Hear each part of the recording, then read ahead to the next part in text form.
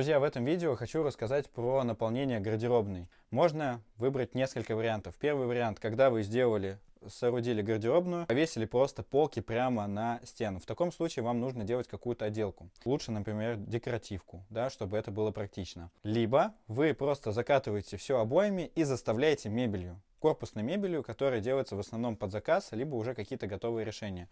Но опять же, под готовые решения вы сразу должны понимать, что где-то будут зазорчики, где-то будут несовпадения и так далее, либо под заказ. Ну, естественно, это дороже. Берите себе на заметку и хорошего вам ремонта.